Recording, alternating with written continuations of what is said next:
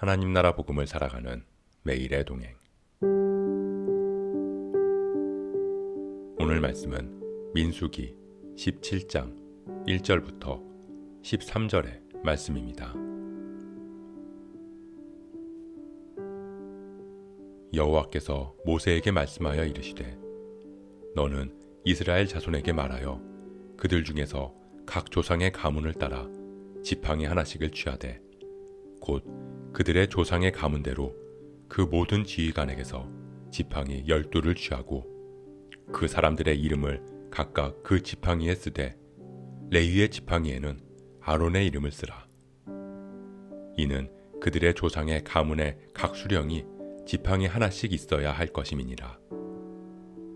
그 지팡이를 회막 안에서 내가 너희와 만나는 곳인 증거계 앞에 두라.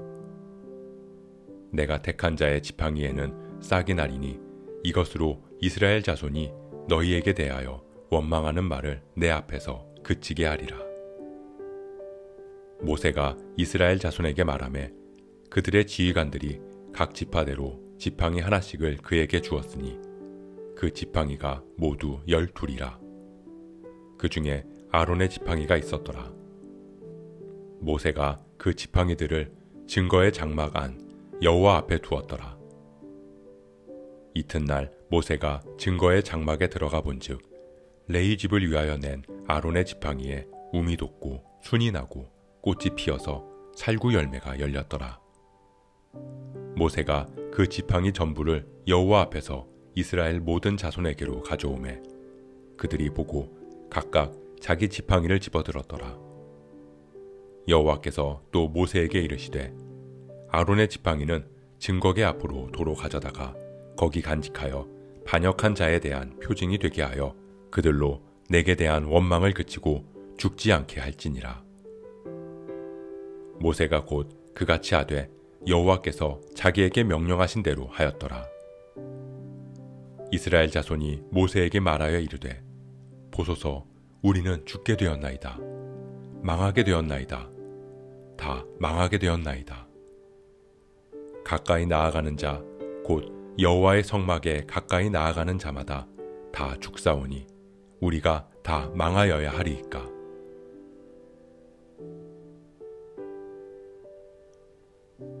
하나님께서 택하신 모세와 아론을 대적했던 고라와 다단과 아비람. 하나님의 부르시고 택하신 은혜를 잊어버렸던 이스라엘 백성들. 그들을 향해 진노하시고 심판하신 하나님.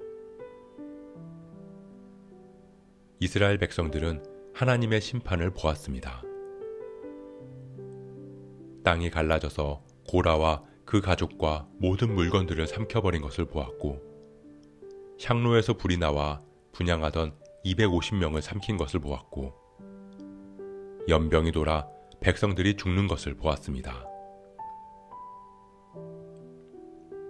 이스라엘 백성들에게는 죽음의 두려움이 가득했을 것입니다. 이제 이스라엘 백성들은 하나님께서 제사장으로 아론을 택하셨음을 충분히 알았을 것입니다. 그런데 하나님은 다시 한번 모세에게 말씀하십니다. 모든 지파를 조상의 가문대로 모으고 지팡이 하나씩을 갖고 그 위에 지도자의 이름을 써라. 그 지팡이를 모아 회막 안 증거계 앞에 두면 내가 택한 사람의 지팡이에 싹이 날 것이다. 12지파 지휘관들이 각자의 지팡이에 자신의 이름을 씁니다. 하나님은 레위 지파의 지팡이에는 아론의 이름을 쓰라고 말씀하십니다. 그렇게 아론도 자신의 이름을 지팡이에 썼습니다.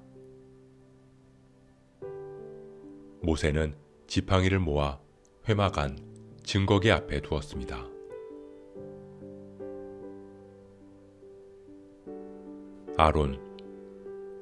아론은 하나님께서 세우신 제사장입니다. 그런데 그는 모세가 하나님을 만나 언약돌판을 받을 때 금송아지를 만들어 하나님으로 섬기게 했던 사람입니다. 또한 그는 모세가 구스 여자와 결혼했을 때 미리암과 함께 모세를 비난하기도 했습니다. 아론은 스스로 죄가 많고 흠이 많은 사람이라고 생각했을 것입니다. 사람들이 자신에게 몰려와 제사장 직분이 분에 넘친다고 대항할 때에도 그들에게 할 말이 없었을 것입니다. 백성들이 아론이 왜 제사장이 되어야 하는지 이해하지 못했던 것처럼 스스로 역시 하나님께서 자신을 왜 제사장으로 삼아주셨는지 이해가 되지 않았을지 모릅니다. 왜 하나님께서 자신을 변호해 주시고 지켜주시는지 이해할 수 없었을 것입니다. 하나님은 모든 지파에게 지팡이에 자신의 이름을 쓰라고 명령하십니다. 그 지팡이를 증거계 앞에 두면 내가 지팡이에 싹이 나게 할 것이고 그 싹이 난 지팡이의 사람이 내가 택한 사람이 될 것이라고 말씀하셨습니다. 아론은 생각했을지 모릅니다. 수차례 자신에게 대항했던 사람들을 심판하신 하나님께서 이제 다시 진짜 제사장이 누구인지 알려주시겠다고 하신 것으로 볼 때 하나님께서 이제는 내가 아닌 다른 사람을 택하실 수 있을 거라고 말입니다. 나처럼 흠도 많고 죄도 많은 사람을, 다른 사람들이 인정하지도 않는 나를 더 이상 택해 주실 이유가 없다고 말입니다. 그렇게 아론은 지팡이에 자신의 이름을 썼습니다. 다음 날이 되었습니다.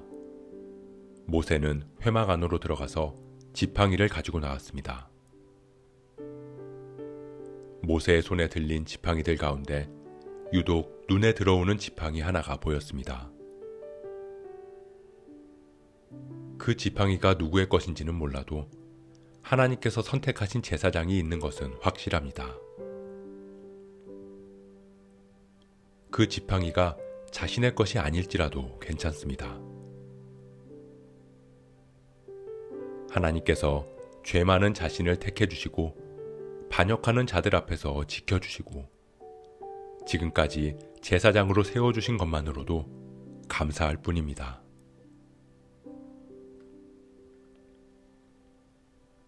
모세는 지팡이를 그들 앞에 내려놓았습니다. 지휘관들은 자신의 이름이 적힌 지팡이를 찾기 시작했습니다.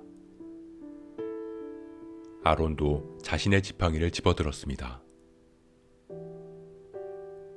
그런데 지팡이를 자세히 보니 그곳에 순이 나고 꽃이 피고 열매가 맺혀 있었습니다.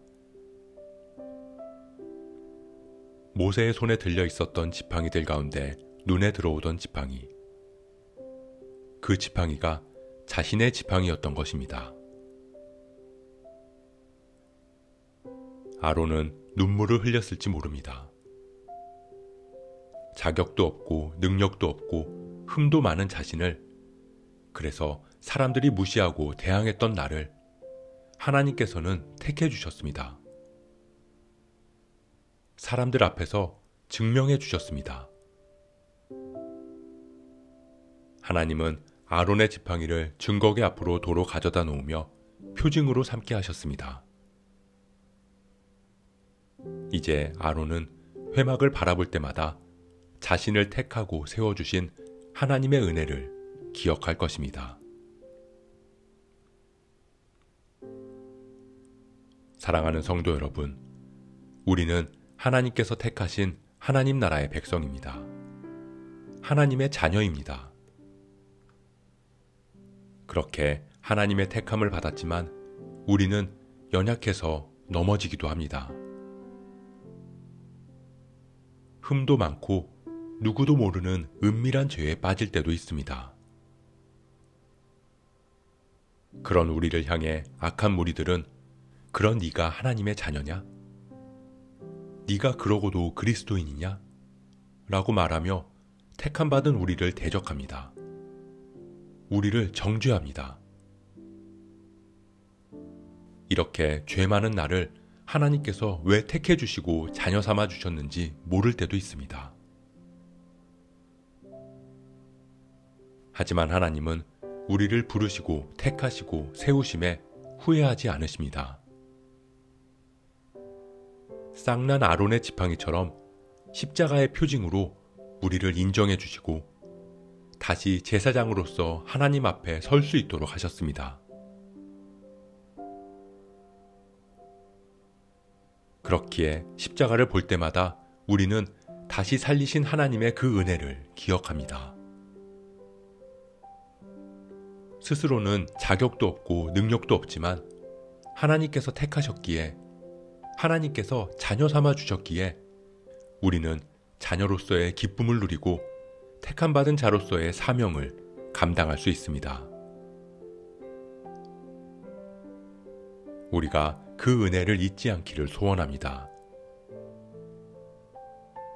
십자가의 그 사랑을 바라보며 우리를 택해 주신 하나님의 은혜와 사랑을 마음에 품고 살아갈 수 있는 저와 여러분 되시길 주님의 이름으로 축복합니다.